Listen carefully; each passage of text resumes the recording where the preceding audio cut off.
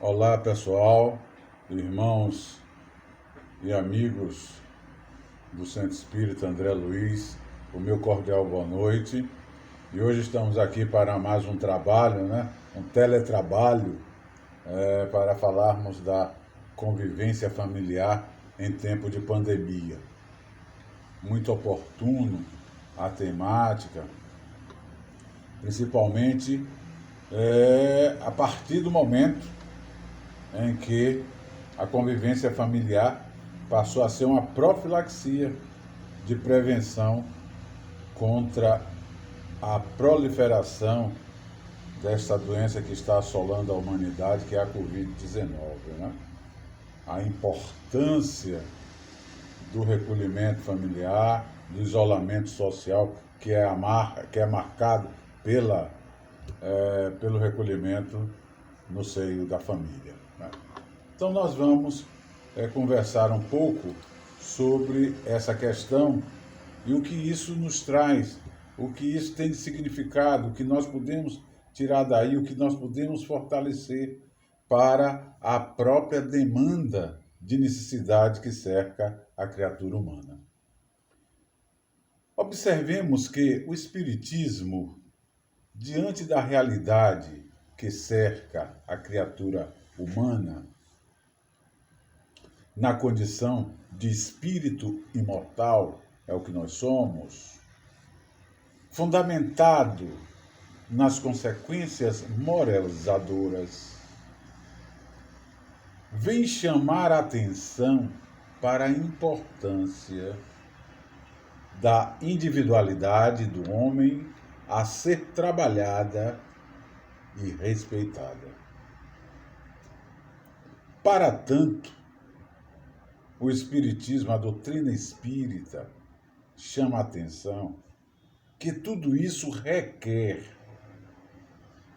uma assistência constante, harmônica e competente por parte da convivência familiar, desenvolvida onde? No seio deste grupo do qual fazemos parte, desse grupo social que é a família.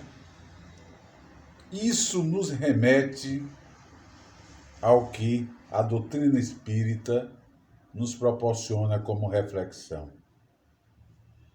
a necessidade de conhecer a constituição humana.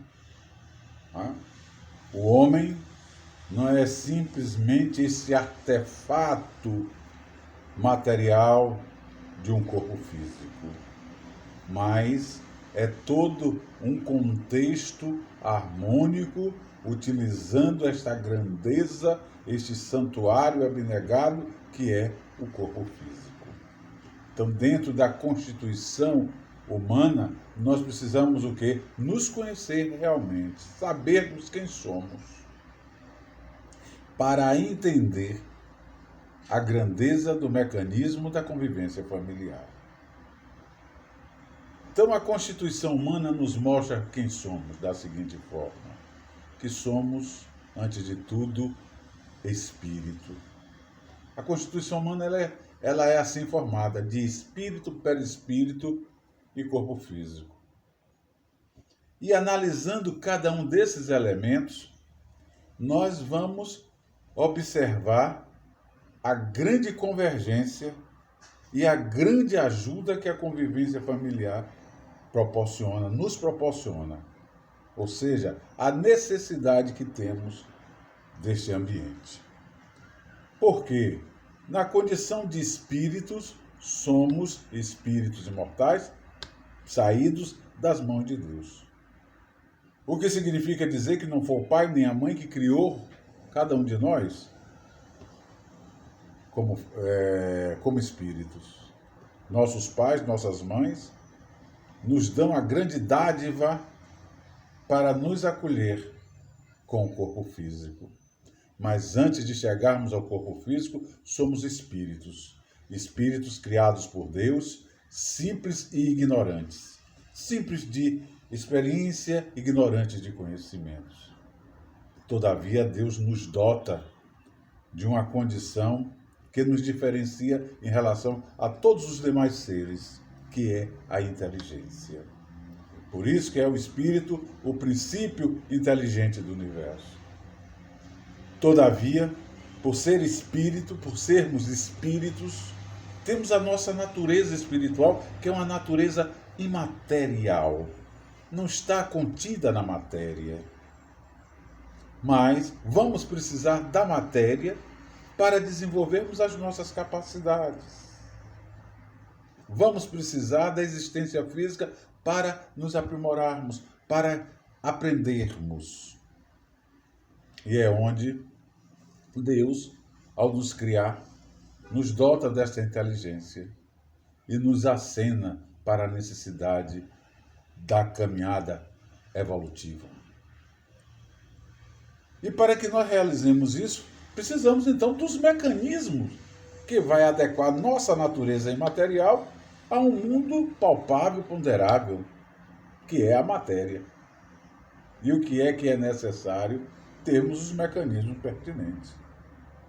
E como ser inteligentes, se nós vamos existir em um determinado mundo, nós vamos criar os recursos mecânicos para chegarmos a esse mundo. E é com o nosso pensamento no mundo espiritual que nós elaboramos a nossa energia que propiciará a conexão de nós como espírito com o mundo físico. É o que se chama de perispírito. Então o espírito, ao elaborar suas energias perispirituais, que são as suas energias que irão lhe acompanhar a vida fora,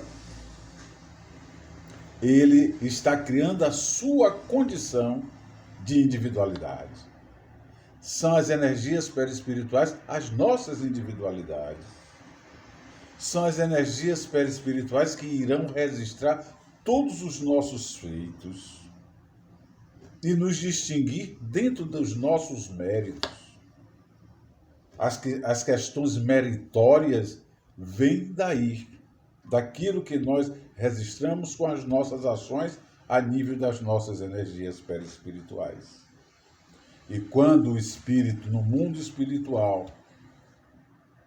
elabora o seu perispírito, ele passa a ser o quê? Princípio inteligente do universo, já devidamente individualizado. E é quando Deus nos dá os atributos. Ele já nos dotou de uma inteligência e ele faz nós termos uma ampliação dessa inteligência com o sentido da consciência voltada para o progresso. É onde ele vai nos trazer os atributos do livre-arbítrio, os atributos de saber pensar, os atributos que irão render a verdadeira riqueza que todos nós somos portadores e que as traças não corroem, nem tampouco os ladrões carregam. E aí está nós com o perispírito já elaborado, porque nós é que elaboramos, tirando da porção do fluido cósmico do mundo que nós vamos existir pela primeira vez, então elaboramos o nosso perispírito. Estamos preparados para ir para a existência física, para começar, para iniciar a nossa grande trajetória evolutiva, que, como nos diz os Espíritos, que se inicia como do átomo para o arcanjo. E estamos prontos, então, para a existência física. E a existência física, nós vamos ocupar, nós vamos participar através da ligação dessa energia perispiritual com o corpo físico. Aí é que entra, né, a dádiva meritória, de dedicação, de afeto dos nossos pais, ao gerarem, né, pelo mecanismo da concepção, os nossos corpos, nos doam a oportunidade deste santuário magnífico e redentor, que é o corpo físico. Então, o espírito, ele é princípio inteligente do universo, elaborando o seu perispírito, passa a ser individualizado, e quando ele pelo mecanismo do nascimento, né? Da concepção anteriormente, e que vai resultar no nascimento dele na vida física, aí está o espírito, princípio inteligente do universo, devidamente individualizado, devidamente encarnado ou reencarnado. Por que encarnado ou reencarnado? Porque a encarnação vai ser a primeira vez que ele chega à vida física. E vocês me perguntariam, e quando isso ocorre, Antônio, e nós perguntando ao mundo espiritual, os espíritos nos dizem simplesmente, pessoal, isso é meramente quimérico.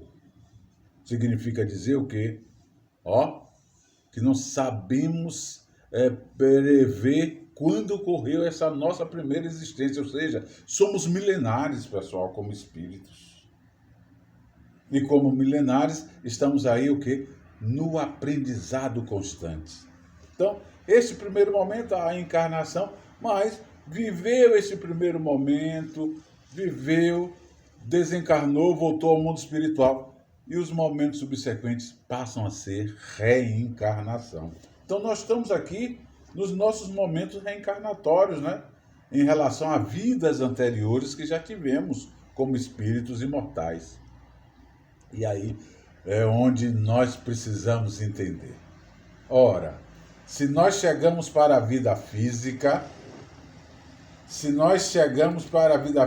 com a finalidade marcante, como o mundo espiritual nos coloca, de que esta chegada sempre ao mundo físico é a trajetória evolutiva de cada um, é para desenvolver a trajetória evolutiva de cada um. Porque aprendemos no mundo espiritual, mas vivendo o mundo físico, investido do corpo físico, é que aprendemos muito mais. Porque nós vamos aí aprender a desenvolver as capacidades intelectivas juntamente com outros atributos que Deus nos deu, como o livre-arbítrio, como o pensamento, como a consciência. Então, tudo isso vai fazer parte, porque no mundo espiritual nós temos uma vida sem anteparos. Mas quando caímos no mundo físico, somos limitados pela matéria densa do corpo físico. Então, a nossa visão, que no mundo espiritual é tridimensional, aqui se restringe a dimensões limitadas, né? E aí onde nós vamos o quê? Aprender a decidir, a arbitrar no bem ou no mal. Isso é crescimento, isso é aprendizado. E os méritos é de quem? É de cada um. E não por isso, Deus deveria evitar isso, evitar aquilo. Deus não proporciona mal algum. Todos esses transtornos, todas essas dificuldades, tudo isso que nós estamos enfrentando aí no momento atual, são as consequências das nossas imprevidências, das nossas atitudes de imperfeições. São as consequências da falta de conhecimento que nós precisamos sentir para poder aprender, para poder atenuar, para poder modificar e trazer momentos mais saudáveis, momentos mais diletos, momentos mais felizes realmente para todos nós. É assim a grandeza da vida de Deus nos proporciona. Não tenham dúvida disso. O que nós precisamos é abrir mão das nossas impertinências, das nossas insistências vaidosas, egoísticas. E quando adentramos ao sentimento maravilhoso da humildade, como nós avançamos. Porque a humildade, pessoal, é a mansidão que penetra no estado d'alma daqueles que se colocam como adversários. E nós conquistamos, nós modificamos, nós aprendemos, nós não vamos estar sendo contaminados pela ação do orgulho. Orgulho que faz explodir a rebelião das consciências tão conturbadas. É o que nós estamos vendo aí. É Deus que dá o orgulho. O orgulho é uma chaga oriunda das nossas imperfeições. O orgulho, o egoísmo, não é? A presunção, é em decorrência das nossas imperfeições. Então, nós estamos aqui para aprendermos isso. E aí temos a oportunidade da reencarnação. A reencarnação, aí começa a importância do compartilhar a vivência familiar. A reencarnação. O que é a reencarnação? Ela compreende o retorno do espírito à existência corpórea, caracterizado por sua individualidade. Olha que cada um de nós somos uma individualidade, trazendo para a vida física as nossas necessidades. Então nós vamos ver, os dedos das mãos são iguais, ou são irmãos, mas não são iguais. Assim é o contexto de humanidade, pessoal. Assim é o contexto de humanidade. Então, caracterizado por essa individualidade, através de uma nova indumentária. Qual é a nova indumentária? Nós estamos falando de reencarnação. Se estamos falando de reencarnação, eu como espírito já existi antes. Usei o quê? Para aquele momento, um corpo, que foi a minha veste daquele momento. Agora eu estou aqui usando outra veste, que é o corpo que eu tenho no momento, atendendo às minhas necessidades de individualidade para a trajetória evolutiva. Então, olha como a reencarnação é esta coisa auspiciosa. E ela se caracteriza, então, por essa individualidade, através de uma nova indumentária física, para que se cumpram os desígnios divinos como fator de reeducação. Reencarnação não tem nada desse besteirol que nós ouvimos por aí afora. Eu gostaria tanto de saber quem eu fui. Não queira saber, não. Viva seu momento presente com dignidade, aprendendo a sublimar, com determinação, fazendo com que possa valer virtudes, e você estará olhando para o amanhã e deixando o ontem já com mais despojamento. Então, a reencarnação, tem outros que chegam e dizem, me disseram que eu fui rei, que eu fui rainha, eu nunca vi tanto nobre. A reencarnação é para isso? Não, a reencarnação é escola reeducativa, pessoal. Reeducativa. Nada mais, nada menos do que isso. Então, vamos aproveitar esta oportunidade. Esta oportunidade dessa escola, que nós vamos ter a necessidade de responder à prova final, né? A prova do conteúdo, do que adquirimos, correto? E responderemos a nós mesmos, no estado de consciência, quando fazemos as nossas avaliações, né, daquilo que fizemos ou deixamos de fazer. E vem então a reencarnação. Aí entra o X da questão do que nós estamos discutindo. Onde ocorre a reencarnação dos indivíduos, pessoal? Ninguém nasce de chocadeira. Então, nós vamos precisar, para chegar ao mundo físico, de um ambiente propício. E qual é esse ambiente? Família. A família é o primeiro grupo social do qual fazemos parte. É onde ocorre o mecanismo da chegada do espírito à vida física, pelo nascimento. Então, é esse primeiro grupo social do qual fazemos parte. O resto será uma consequência de tudo que nós trabalharmos neste primeiro grupo social, pessoal. Por isso que é muito importante se voltar toda a atenção para os valores familiares. E esta pandemia chega induzindo a todos a essa grande reflexão. Quantos estavam ausentes dessa convivência, repudiando, e tiveram que ser obrigados a se recolherem? Tem muitos que estão resistindo, tem muitos que estão em estado deplorável, perdendo esta grande oportunidade para fazer a reflexão e dizer assim, por que eu rejeito tanto? Deixa eu aproveitar, deixa eu conciliar. Deixa eu fazer aquilo que eu nunca fiz. Né? E a pandemia está nos obrigando a essa convivência, ou então corremos o risco de sermos atingidos por uma transmissibilidade muito forte, como é a transmissibilidade da Covid-19.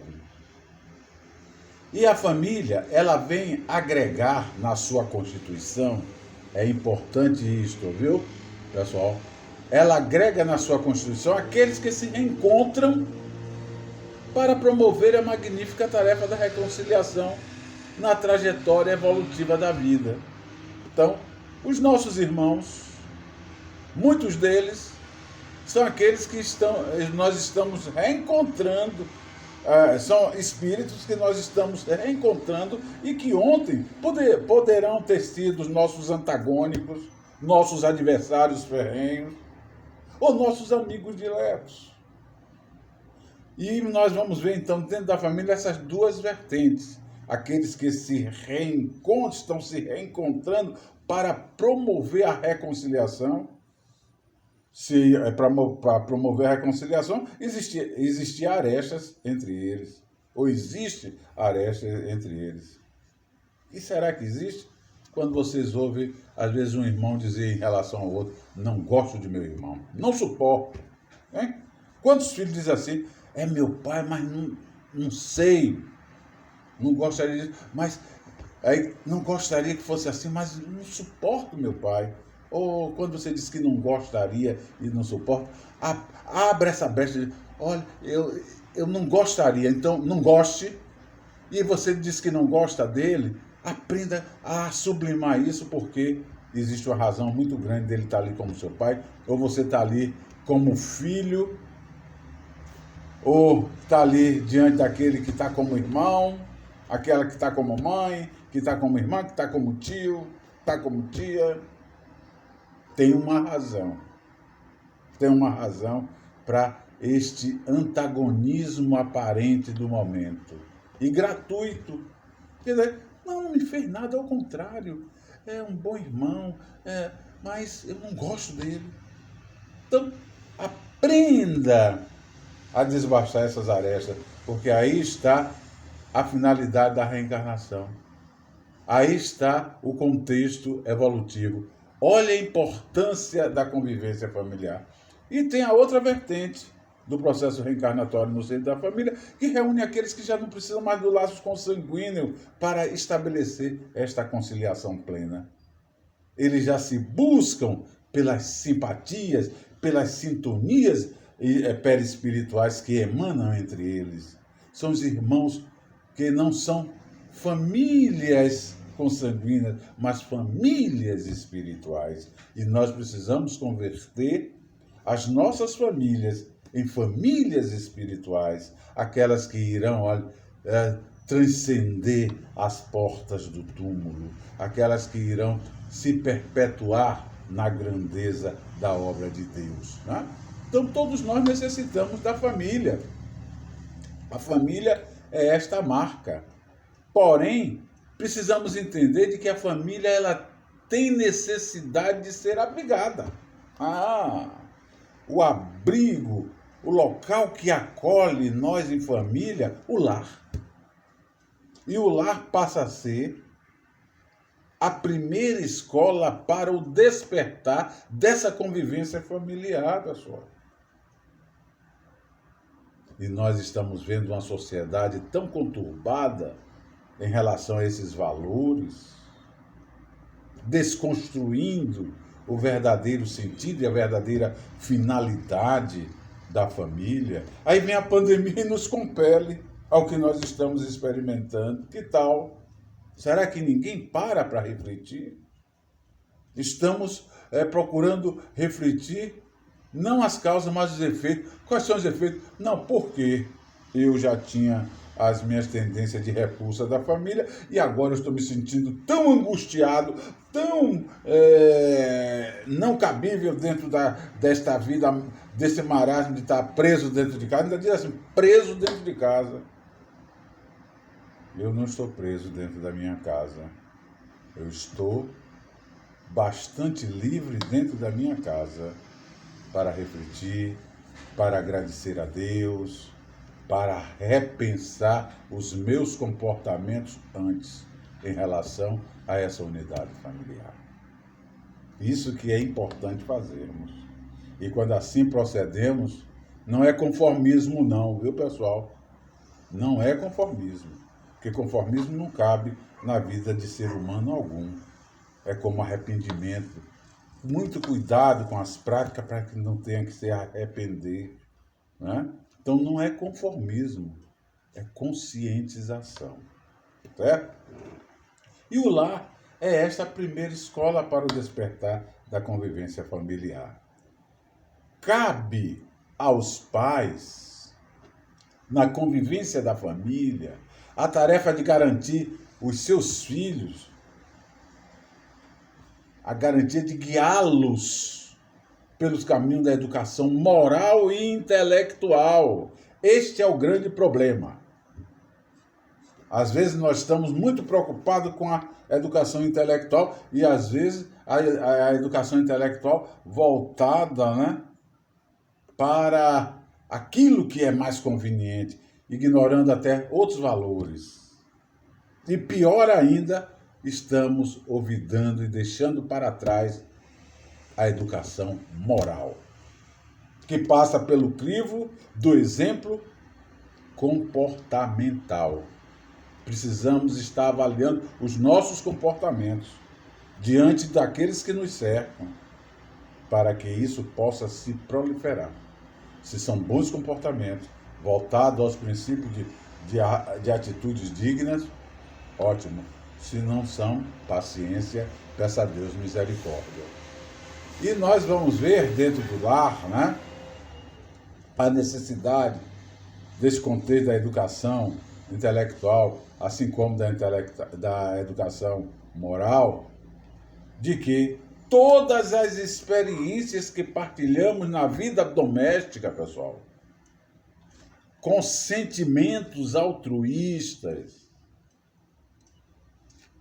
tornam-se material rico e profundo que trabalharemos para a conquista dos valores mais elevados. Então, estamos fazendo isso dentro dos nossos lares, no seio das nossas famílias. Às vezes o que nós estamos apreciando é o lar como um verdadeiro antro, as famílias como um verdadeiro palco de degradação. E isso nos traz profundas consequências desagradáveis, não é?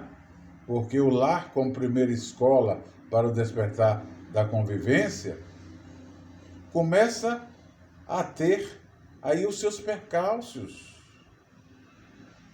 Porque ao desenvolver princípios altruístas, dignos de valores, dentro dos nossos lares, no seio das nossas famílias, nós estamos procurando semear a tolerância, a paciência, a compreensão, o entendimento, o trabalho, a bondade, a gratidão. E assim estaremos trabalhando na renovação de nós. Estamos. E estaremos trabalhando na nossa renovação, sem sombra de dúvida. E na renovação dos nossos lares. E, acima de tudo, da nossa humanidade. Porque é de cada lar, do seio de cada família, que saem os indivíduos para compor a sociedade que formam a humanidade. Precisamos enxergar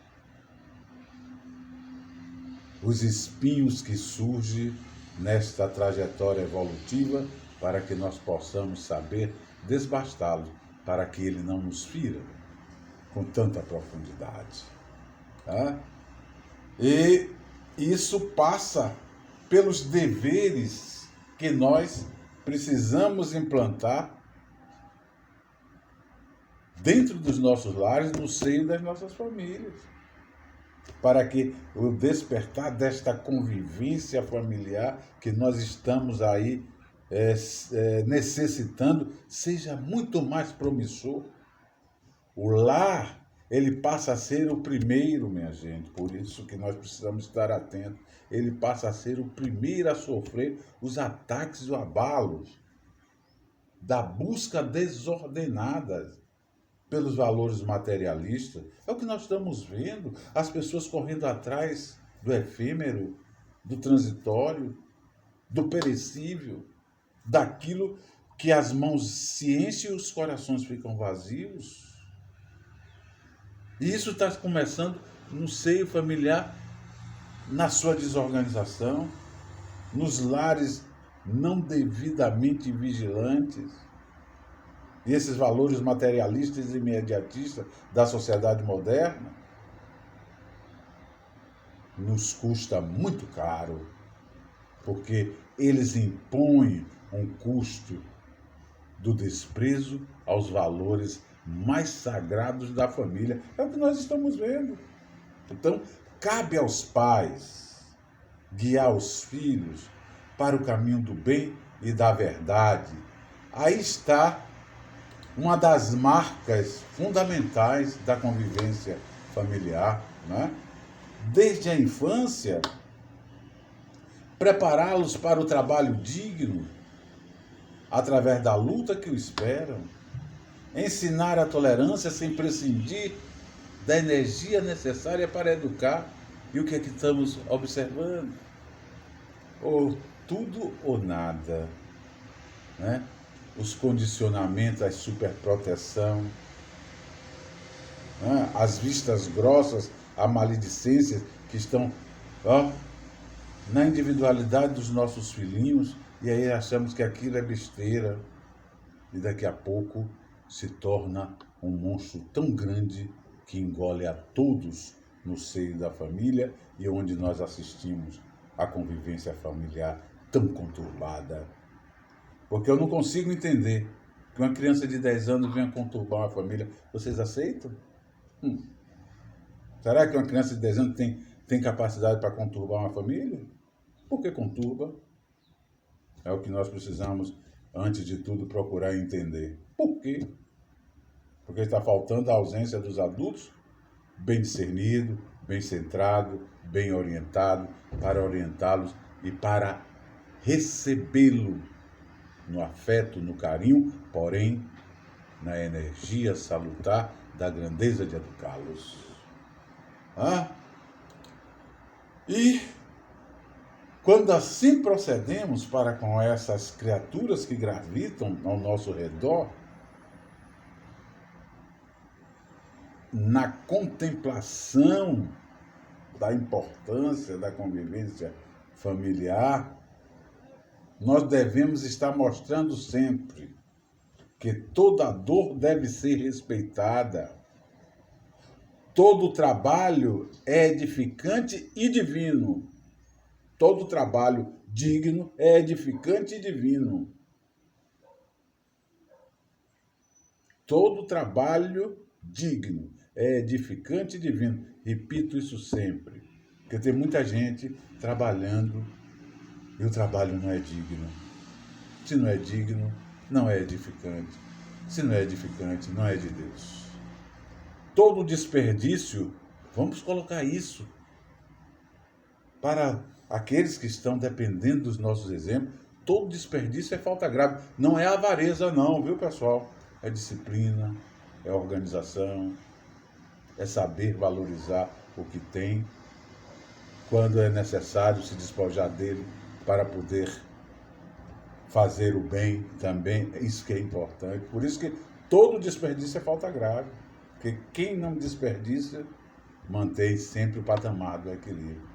A necessidade do respeito pelo infortúnio alheio é de importância primorosa, porque toda criatura humana está susceptível aos seus tropeços, aos seus tombos, aos seus infortúnios. Faz parte da imperfeição humana. Mas ela viver na imperfeição sempre, não.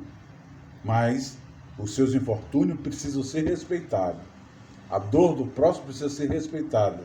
porque amanhã poderá ser a dor de quem está tripudiando com aquele próximo infortúnio. E ele vai o quê? Querer que todos o respeitem, né? Respeite a sua dor. Porém, ele vai esquecer que ontem ele ouvidou da dor de quem quer que seja. Mas isso não justifica que nós ignoremos a dor que ele está ali a se deparar. E vamos fazer com que ele aprenda com dignidade, com paciência e com resignação a superar essas dificuldades, porque amanhã, perseverando com bem, perseverando na dedicação pacientemente, aí estará a redenção do mesmo. E para que nós possamos encerrar, pessoal, eu gostaria de encerrar esta conversa nossa, né? Esta teleconversa que nós estamos tendo, com uma recomendação do Espírito André Luiz sobre a convivência familiar. Né? O Espírito André Luiz, ele nos apresenta a seguinte advertência para a convivência familiar. Quando ele diz o quê? O santuário doméstico do lar, que tem criaturas amantes da oração e dos sentimentos elevados, converte-se em campo sublime das mais belas florações e colheitas espirituais. Olha que grandeza é uma família coesa e um lar organizado e voltado para os princípios dos valores morais e das bênçãos de Deus. E assim, pessoal, nós procuremos implantar em nossas unidades familiares a grandeza do equilíbrio, a grandeza do progresso, do discernimento, aprendendo a superar a esses momentos aí de tanta dificuldade para nos garantir como caminhada em humanidade mais felizes, mais promissoras, realmente como criaturas renovadas para Deus com novos discernimentos e com outros propósitos, os propósitos firmes, altruístas, dignos de servirmos sempre ao bem.